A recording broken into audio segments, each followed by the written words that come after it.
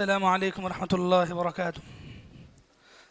الحمد للہ رب العالمین وبہ نستعین سبحانک لا علم لنا الا ما علمتنا انک انت العلیم الحکیم۔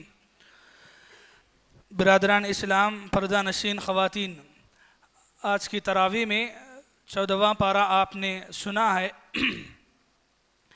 اس پارے کے اندر ایک ہی سورہ تفصیل کے ساتھ چل رہا ہے، سورۃ النحل، جو 13ویں پارے کے آخر سے شروع ہوتا ہے اور 14واں پارہ مکمل ہونے کے بعد پارے کے ساتھ یہ سورہ بھی مکمل ہوتا ہے، سورۃ النحل۔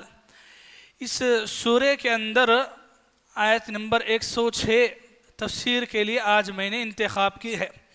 اللہ تعالیٰ فرماتے ہیں من کفر باللہ من بعد ایمانہ، کہ جو آدمی اللہ پر ایمان لانے کے بعد کفر کر بیٹھے، الا من اکرہ، مگر وہ آدمی جس پر زیادتی کی جائے، زبردستی کی جائے، وقلبہ مطمئن بالایمان، اس حال میں کہ اس کا دل ایمان پر مطمئن ہو، لیکن من شرح بالکفر صدرا، ہاں جو آدمی دل کے ساتھ کفر کی اقرار کرتا ہے، فعلیہم غضب من اللہ، تو ان پر اللہ تعالیٰ کا غضب ہے، وَلَهُمْ عَذَابٌ عَظِيمٌ، اور ان کے لیے دردناک عذاب ہے۔ یہ آیت ہے اور آیت کا ترجمہ ہے۔ یہ آیت سے بتانا کیا ہے؟ اللہ تعالیٰ نے اس آیت کے اندر ایسے لوگوں کے بارے میں جو ایمان لانے کے بعد کفر کی طرف چلے جاتے ہیں، یعنی کافر ہو جاتے ہیں یا مرتد ہو جاتے ہیں، دین سے پھر جاتے ہیں، ایمان لانے کے بعد کفر کا کام کرتے ہیں، تو ان کے بارے میں اللہ نے کہا کہ ان پر اللہ تعالیٰ کا غضب ہوگا، وہ اللہ تعالیٰ کے غصے کے، اللہ کی لعنت کے حقدار بنیں گے، جو مسلمان ہونے کے بعد پھر سے اسلام سے پھر گئے۔ اس کے ساتھ ہی ایک بات یہ بتائی گئی کہ اگر کوئی آدمی جس پر زبردستی کی جائے اور وہ نہ چاہتے ہوئے کفر کی کوئی بات اپنی زبان سے نکالے، لیکن اس کا دل اس بات پر مطمئن نہیں ہے، اس کے دل میں ایمان بسا ہوا ہے، مگر زبان سے وہ کوئی کفر کا کلمہ نکال دیتا ہے، تو ایسی صورت میں کوئی پکڑ نہیں ہے۔ یہ آیت کی ترجمانی ہے آپ کو سمجھانے کے لیے۔ یہ آیت کو سمجھنے کے لیے اور ایسے حالات جن موقعوں پر آتے ہیں اس وقت ہمیں کیا کرنا چاہیے، میں آپ کے سامنے اس واقعے کا شان نزول رکھنا چاہتا ہوں۔ اس آیت کی تفسیر میں حضرت ابن عباس رضی اللہ عنہما، جو مفسر صحابی ہیں، انہوں نے ایک واقعہ نقل کیا ہے۔ واقعہ کیا ہے؟ اللہ کے نبی صلی اللہ علیہ وسلم کے ہاتھ پر شروعات میں اسلام لانے والے 7 لوگ تھے۔ وہ 7 لوگوں میں حضرت عمار رضی اللہ عنہ، حضرت یاسر رضی اللہ عنہ، حضرت سمیہ رضی اللہ عنہ، حضرت بلال رضی اللہ عنہ، حضرت مقداد رضی اللہ عنہ، تو ایسے صحابہ اسلام لائے۔ حضرت ابوبکر رضی اللہ عنہ تو ہے ہی سب سے پہلے۔ تو ایمان لانے کے بعد شروعات میں ہوا کیا؟ اللہ کے نبی صلی اللہ علیہ وسلم کو تو کوئی تکلیف نہیں دیتا تھا شروعات میں۔ یہ اس وقت کی بات ہے جب حضرت ختیجہ رضی اللہ عنہا زندہ ہے، اللہ کے نبی کے چچا ابو طالب زندہ ہے۔ یہ دونوں کا ایک اللہ تعالیٰ کے بعد ایک بڑا سہارا ان کا ہے، چونکہ مکے کے اندر ان کا نام، ان کا دبدبہ کافی تھا، اس لیے کوئی بھی اللہ کے نبی کو ہاتھ لگانے سے ڈرتا تھا، ٹھیک ہے۔ پھر بعد میں آتے ہیں حضرت ابوبکر رضی اللہ عنہ۔ حضرت ابوبکر رضی اللہ عنہ قریش کے ایک معزز، ایک اونچے خاندان کے تھے، اور ویسے بھی وہ اپنی جگہ ایک معزز عزت دار آدمی تھے، تو اس لیے آسانی کے ساتھ کوئی ان کو بھی تکلیف نہیں دے سکتا تھا۔ باقی رہے وہ غریب مسلمان جن کا خاندان بڑا نہیں ہے، وہ مالدار نہیں ہے، وہ غریب صحابہ ہیں یا پھر غلام ہیں، بلال رضی اللہ عنہ جیسے، تو مکے کے لوگوں نے ان کو ٹارگٹ کیا اور ان کو ستایا اور کیسی کیسی تکلیفیں دی۔ شروعات میں وہ واقعات ہم جو سنتے ہیں حضرت بلال رضی اللہ عنہ کے، وہ اسی زمانے کے ہیں۔ تو ہوا یہ کہ حضرت عمار رضی اللہ عنہ، ان کے والد، ان کے باپ ہیں حضرت یاسر رضی اللہ عنہ، ان کی ماں ہیں حضرت سمیہ رضی اللہ عنہ۔ یہ سمیہ کون ہے؟ یہ سمیہ پہلی شہید ہیں اسلام کی، حضرت سمیہ رضی اللہ عنہ۔ تو حضرت یاسر رضی اللہ عنہ کے باپ اور ان کی ماں دونوں کو ابو جہل اور اس کے ساتھ جو کٹر دشمنی رکھنے والے ہیں اسلام کے ساتھ، انہوں نے ظلم کیا اور اتنا ظلم کیا، اتنا مارا یہاں تک کہ حضرت سمیہ رضی اللہ عنہ کو شہید کر دیا۔ تو ان کے جو بیٹے ہیں، ان کے سامنے ان کے باپ اور ان کی ماں انتقال ہو جاتی ہے، اور پھر اس کے بعد ان پر بھی ظلم کرنے لگتے ہیں، اور ظلم اتنا کرتے ہیں کہ ان کو حد سے زیادہ ظلم کرنے کے بعد کچھ کفریہ جملے ان کو بولنے کے لیے کہہ دیتے ہیں۔ تو یہ یعنی کہ ایسی سخت تکلیف کے اندر یہ مجبوری میں ان کی زبان سے کچھ جملے نکل جاتے ہیں کفر کے، کافروں کے منہ سے جو جملے نکالنا چاہتے تھے وہ ان کی زبان سے نکل گئے۔ تو اور ان کی زبان سے وہ جملے نکلنے کی وجہ سے کافروں نے ان کو چھوڑ دیا اور ان کو قتل نہیں کیا، جبکہ ان کے باپ اور ان کی ماں دونوں کو شہید کیے ہیں۔ تو ان کے زبان سے وہ جملے نکلنے کی وجہ سے ان کو چھوڑ دیے، کچھ نہیں کیے۔ تو یہ فوراً دوڑتے دوڑتے اللہ کے نبی کے پاس آئے اور آ کے بولے کہ اے اللہ کے نبی، میرے ساتھ ایسا معاملہ ہوا کہ کافروں نے مجھ پر بہت زیادہ ظلم کیا اور مجھے تنگ کیا، مجبور کیا، یہاں تک کہ میری زبان سے کچھ کفریہ جملے نکل گئے۔ اور پھر انہوں نے ساتھ میں اللہ کے نبی سے یہ بھی کہا کہ اللہ کے نبی، میری زبان کے یہ جملے ہیں، میرے دل میں ذرہ برابر بھی وہ جملے نہیں ہیں، میرا دل ایمان پر اب بھی ثابت قدم ہے، میں مطمئن ہوں ایمان پر، لیکن میری زبان سے یہ جملے نکل گئے ہیں۔ تو اللہ کے نبی کیا ہوگا؟ اب میرے ایمان کے بارے میں آپ کیا بتاتے ہیں؟ تو اس وقت حضرت جبرائیل علیہ السلام سورہ نحل کی آیت نمبر 106 لے کر کے اترتے ہیں اور فرماتے ہیں اللہ تعالیٰ اس آیت کے اندر، من کفر باللہ من بعد ایمانی الا من اکرہ وقلبہ مطمئن بالایمان، کہ وہ شخص، وہ مسلمان جس کو زبردستی سے، مجبوری سے اگر کوئی کافر اس کی زبان سے کفر کے، شرک کے جملے اگر نکالتے ہیں، اور کوئی مسلمان کافروں کے، مشرکوں کے دباؤ میں، ان کی ظلم دستی کی وجہ سے اگر اس کی زبان سے ایسے شرکی یا جملے نکل جائیں لیکن دل میں ایمان ثابت قدم ہے، ایمان ذرہ برابر بھی ہلا نہیں ہے، تو پھر ایسی صورت میں اللہ تعالیٰ اس کی پکڑ نہیں کریں گے اگر اس کا دل ایمان پر ثابت قدم ہے تو نہیں۔ اگر دل بھی ویسا ہی ہے جیسے زبان ہے تو پھر اللہ نے انہی لوگوں کے بارے میں کہا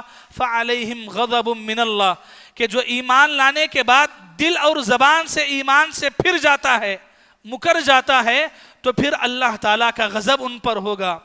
تو یہ آیت اترنے کے بعد اللہ کے نبی صلی اللہ علیہ وسلم نے ان کو سنائی، تو تب جا کے ان کو تسلی ہوئی۔ تو میرے بھائیوں، یہاں ایک مسئلہ آپ کو بتانا ہے۔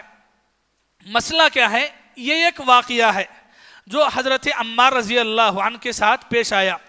اسی واقعے میں میں نے ایک دوسرا نام بھی آپ کے سامنے لیا، حضرت بلال رضی اللہ عنہ کا۔ حضرت بلال رضی اللہ عنہ بھی ایک وہ صحابی ہیں جنہوں نے ظلم کو برداشت کیا، تکلیفیں برداشت کی، مار کھائے، یہاں تک کہ مکے کی چٹیل دھوپ کے اندر ریت کی بڑی بڑی چٹانوں میں ان کو رکھ دیا جاتا، مارا جاتا، لیکن پھر بھی پورے مکے کے اندر ان کی ایک ہی آواز گونجتی، اللہ احد، احد احد کا نعرہ، اللہ ایک ہے، اللہ ایک ہے کا نعرہ وہ برابر لگاتے رہے۔ مارنے والے تھک گئے، لیکن قربان جائیں بلال رضی اللہ عنہ کی اس خدمت پر، آپ کی ان تکلیفوں پر آپ نے برداشت کیا، لیکن تھوڑی دیر کے لیے بھی ایسی باتیں نہیں کہی۔ یہاں اہل علم نے ایک بات بتائی ہے، وہ کیا ہے؟ دیکھیے، اگر جیسے حالات ہندوستان کے اندر بھی کئی جگہوں پر ایسے آئے کہ جہاں ایک مسلمان پر ظلم کیا گیا، زبردستی کی گئی، یہاں تک کہ ان کی جان لینے کی بھی کوشش کی گئی، جانیں لی بھی گئی، اگر کوئی مسلمان ایسی زبردستی میں اپنی زبان سے کوئی ایسی بات نکال دیتا ہے، کوئی ایسے شرکیہ جملے بول دیتا ہے، حالانکہ اس کے دل میں ایمان ہے اور وہ دل سے مومن ہے، لیکن زبان سے اسے نکال دیتا ہے، تو پھر اس کے لیے اس آیت کی روشنی میں اتنی سی رخصت ہے، چھوٹ ہے کہ اگر اس کا دل ایمان پر ثابت قدم ہے تو اللہ اس کی پکڑ نہیں کریں گے۔ لیکن ایمان کا ایک عظیمت کا راستہ یہ ہے، اونچا مقام یہ ہے کہ آدمی اس وقت بھی ایسی باتیں نہ کہے، اس کی جان جائے تو جائے، لیکن اللہ تعالیٰ کے راستے میں وہ شہید کہلائے گا۔ اگر وہ اسی حالت میں انتقال ہو جائے تو پھر اللہ رب العالمین کے پاس اس کو شہیدوں کا مقام و مرتبہ ملے گا۔ اور حضرت بلال رضی اللہ عنہ نے یہی کر کے دکھایا۔ تو یہ دونوں واقعات آپ کے سامنے ہیں، ایک ہے مجبوری میں چھوٹ رخصت کو اپنانے کی، اور دوسرا ہے مجبوری میں بھی رخصت کو نہیں اپنانے کی، اونچے مقام، اعلیٰ مقام کو حاصل کرنے کی۔ تو یہ ایمان کا اپنا مقام ہے۔ جیسے ایک مثال میں آپ کے سامنے دیتا ہوں، دیکھیے علاج کرانا، اگر آپ بیمار ہوتے ہیں علاج کرانا صحیح ہے، سنت سے ثابت ہے علاج کرانا، لیکن اگر کوئی آدمی یہ سمجھتا ہے کہ نہیں اللہ تعالیٰ کے حوالے ہے، اگر اللہ نے میرے ہاتھ میں شفا رکھی ہے تو میں اللہ تعالیٰ شفا دے کے رکھیں گے، تو یہ ایمان کا ایک اونچا درجہ ہے۔ اور انہی لوگوں کے بارے میں اللہ کے نبی نے فرمایا، وہ لوگ جو رقیہ نہیں کروا لیتے، دم نہیں کراتے ہیں، حالانکہ دم کرانا ثابت ہے، اللہ کے نبی نے دم کیا بھی ہے، دم کروایا بھی ہے، یہ ثابت ہے سنت سے، لیکن اگر کوئی آدمی توکل اللہ پہ بھروسہ رکھتے ہوئے اس راستے کو بھی چھوڑ کے اللہ تعالیٰ پہ بھروسہ رکھتا ہے تو یہ ایمان کا اونچا درجہ ہے، اعلیٰ درجہ ہے۔ ورنہ آپ کے لیے رخصت ہے، اجازت ہے، آپ چاہے تو علاج کرا سکتے ہیں، دم کرا سکتے ہیں، رقیہ کرا سکتے ہیں، لیکن اعلیٰ مقام یہ ہے۔ تو ٹھیک اسی طریقے سے ایمان کے اندر جہاں مسلمانوں کے لیے آزمائش آتی ہے تو وہاں پر اگر کوئی مسلمان مجبوری میں اگر شرکی یا ایسے جملے نکال دیتا ہے، اس آیت کو آپ سمجھتے ہوئے اگر اس بات کو سمجھیں گے تو پھر بات کلیئر ہوگی کہ مجبوری میں اس کے لیے جو رخصت ہے اس رخصت کو اس نے استعمال کیا ہے۔ ورنہ جو آدمی اس موقع پر بھی ثابت قدم رہتا ہے، اگر اس کی جان چلی بھی جائے تب بھی ثابت قدم رہتا ہے، تو پھر اسے اللہ تعالیٰ کے نزدیک شہید کا اعلیٰ رتبہ ملے گا۔ اسی معنی میں اللہ کے نبی صلی اللہ علیہ وسلم نے ایک حدیث بیان فرمائی ہے۔ حدیث سنیے، یہ حدیث ہندوستان کے ماحول میں ہر ایک مسلمان کو سمجھنے کی ضرورت ہے۔ اللہ کے نبی صلی اللہ علیہ وسلم نے حضرت معاذ رضی اللہ عنہ کو نصیحت کرتے ہوئے کہتے ہیں، یا معاذ، اے معاذ، لا تشرک باللہ، اللہ کے ساتھ کبھی بھی شرک نہیں کرنا، اللہ کے ساتھ کبھی بھی ذرہ برابر بھی شرک نہیں کرنا۔ جو کام تمہیں شرک تک، کفر تک لے جانے والا ہے ویسا کام ہرگز نہ کرنا۔ وَإِنْ خُتِّلْتَ، اگرچہ کہ تمہیں قتل کیا جائے، او حرقت، یا پھر تمہیں جلا دیا جائے۔ حدیث کے الفاظ ہیں خُتِّلْتَ، قتل کرنے کے لیے قتل یقتل آتا ہے، یہاں جو تاکید ہے محدثین نے کہا خُتِّلْتَ، معنی یہ ہے کہ اگر کوئی تمہیں قتل کر کے تمہارے ٹکڑے کر دیں، تمہیں جلا کر کے کہیں دور پھینک دیں، تب بھی اللہ تعالیٰ کے ساتھ کسی اور کو شریک نہ ٹھہرانا۔ یہ ایمان کا ایک دم اونچا اعلیٰ مقام ہے۔ دیکھیے ہمارا دین یہ کہتا ہے کہ ایسے حالات میں آپ مقابلہ کریں گے، آپ اپنے ہاتھ سے، اپنے پیر سے، اللہ تعالیٰ نے آپ کو جتنی ہمت دی ہے، طاقت دی ہے، آپ مقابلہ کریں گے، آپ ہمت نہیں ہاریں گے، چاہے کافر 2 ہوں 10 ہوں کتنے بھی ہوں۔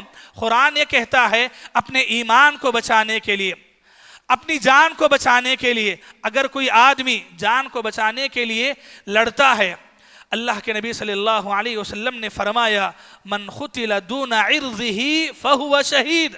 اگر اللہ کے نبی نے مال کہا، عزت کہا، کہ اگر کوئی اپنی جان، اپنی عزت، اپنا مال بچانے کے لیے بھی لڑتا ہے، ہاتھ پیر چلاتا ہے اور بدلے میں مار دیا جاتا ہے، فہو شہید، وہ بھی شہید ہوگا. سبحان اللہ. دین ہمیں یہ نہیں کہتا کہ ہاتھ پیر باندھ کے بیٹھ جاؤ، بلکہ آپ کو اجازت ہے کہ آپ مقابلہ کریں گے. لیکن اگر کوئی اس راستے میں اللہ تعالیٰ کے لیے شرک کو، کفر کو برداشت نہیں کرتے ہوئے اپنی جان کو بھی کھو دیتا ہے، تو پھر یہ حدیث بتاتی ہے اللہ کے نبی نے یہی سکھایا کہ اللہ کے ساتھ کبھی شرک نہیں کرنا، یہاں تک کہ تمہیں مار کے قتل کر کے ٹکڑے کر دیے جائیں یا پھر جلا بھی دیا جائے، اللہ کے ساتھ شرک نہیں کرنا. شرک اتنا بڑا گناہ ہے کہ شرک کرنے کی وجہ سے تمہاری جان جائے تو کوئی بات نہیں ہے، لیکن کبھی شرک نہیں کرنا. تو یہ آیت اللہ کے نبی صلی اللہ علیہ وسلم کے زمانے کے یہ واقعات سے یہ تفاسیر ہمیں ملتی ہیں کہ اللہ تبارک و تعالیٰ نے یہ جو ایمان کی دولت ہمیں نصیب کی ہے، ایمان کی دولت سب سے بڑی دولت ہے، اور ایمان کے مقابلے میں کفر اور شرک یہ اللہ تعالیٰ کو ہرگز ذرہ برابر بھی ناپسند ہے. اس لیے کہ جس سے شرک سرزد ہو جائے تو پھر اس کی ساری نیکیاں ضائع اور برباد ہو جاتی ہیں، اور جنت ہمیشہ کے لیے اس پر حرام ہو جاتی ہے. دعا ہے اللہ تعالیٰ سے اللہ تعالیٰ ہم میں سے ہر ایک کو ایمان پر ثابت قدمی عطا فرمائے. حالات کتنے بھی نازک اور پریشان کن کیوں نہ ہو، حالات کا صحیح مقابلہ کرنے کے ہمیں توفیق عطا فرمائے. اللہ تعالیٰ ایمان کا جو عظمتوں کا اونچا اعلیٰ جو مقام ہے، اس مقام پر فائز ہونے کے ہمیں توفیق عطا فرمائے.